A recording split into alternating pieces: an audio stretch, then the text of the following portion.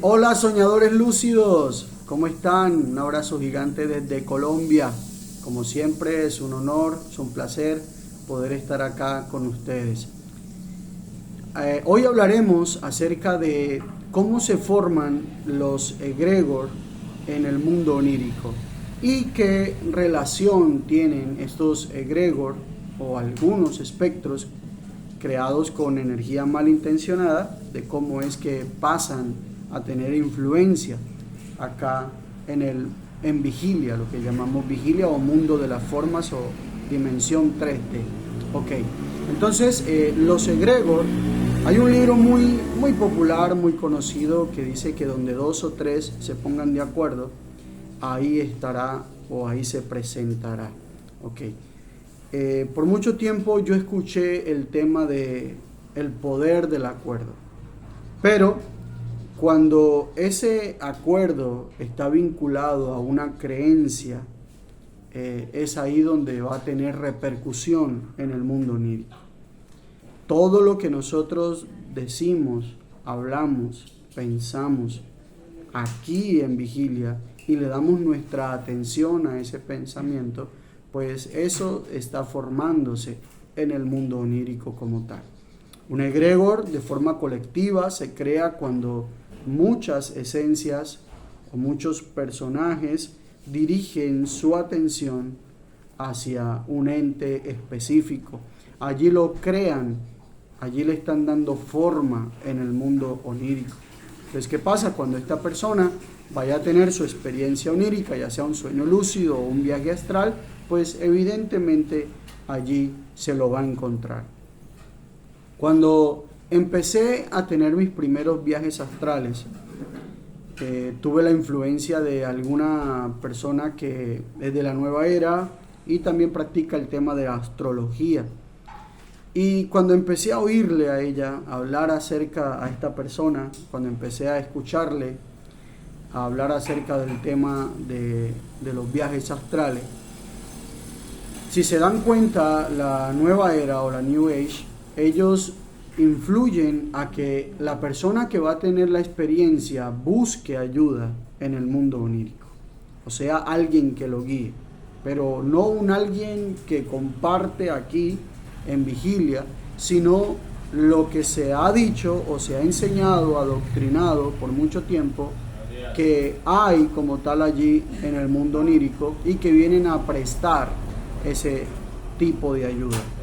Entonces, como ese es el vínculo o esa es la influencia que siempre han tenido, pues evidentemente cuando empecé a tener mis primeros viajes astrales, lo primero que hice fue solicitar una de esas ayudas. Y evidentemente apareció allí un sujeto gris, enorme, bastante luminoso, sin ninguna forma de ojos o nariz, simplemente era como la silueta de un humano, pero bastante enorme. Y todas las preguntas que yo le iba haciendo, este personaje me las contestaba.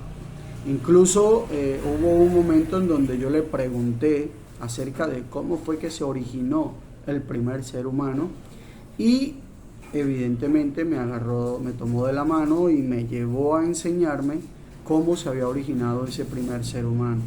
Impresionante todo lo que se ve, todo lo que se puede apreciar, la primera formación de ese humano, de cómo trabajaban para producir lo que hoy se conoce como ladrillo posiblemente, o lo que hoy se conoce como asfalto. En ese tiempo lo hacían con barro, como la arcilla y todo este tema. En fin, y del cielo siempre aparecía una voz que era la que me iba diciendo todo lo que este personaje me iba mostrando, qué significaba. En algunas ocasiones hablaba el mismo idioma español, en otras no, pero los sentidos en el mundo onírico están todavía mucho más abiertos, evolucionados, digámoslo así.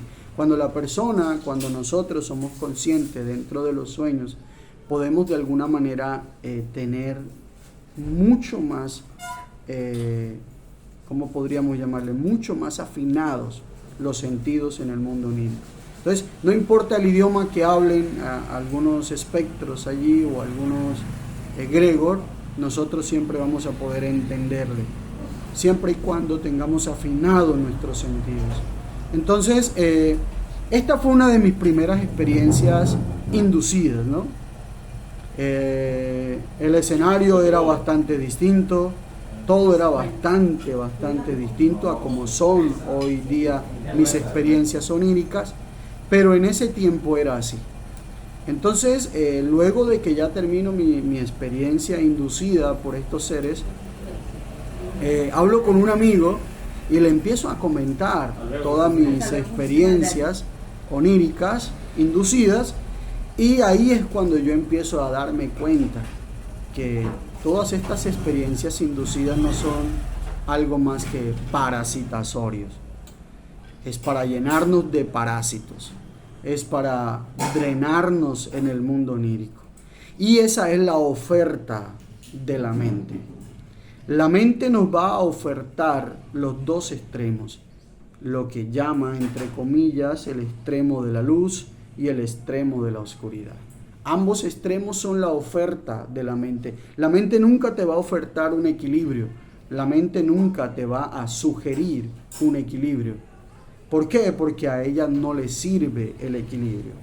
Ese mismo libro famoso dice que por cuanto no eres frío ni caliente, no estás en ninguno de los dos extremos, sino que eres tibio, te vomitaré de mi boca.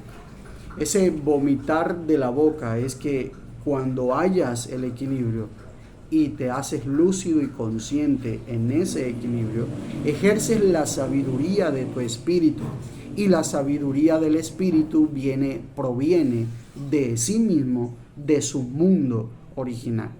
Lo que aquí podemos de alguna manera percibir o tratar de a veces comprender se convierte en conocimiento. ¿Ok? Aquí es conocimiento. El conocimiento es de la mente. La sabiduría proviene del espíritu, de su conciencia.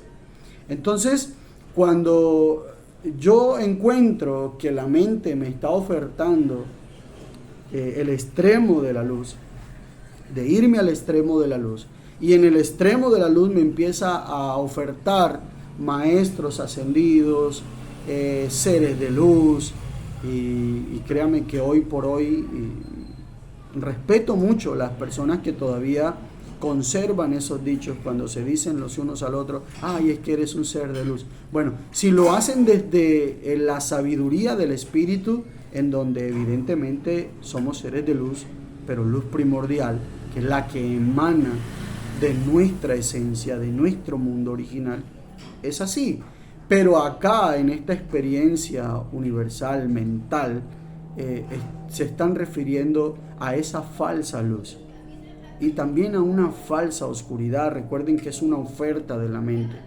Cuando te vas al extremo de la luz, entonces te empieza a mostrar a todos estos arquetipos: a Jesús, a Buda, a Yahvé, a toda esta cantidad de seres que se hacen mostrar como seres de luz iluminados, pero que son representaciones de algo en el mundo onírico, pero que de alguna manera todavía muchos no se han podido dar cuenta de ello.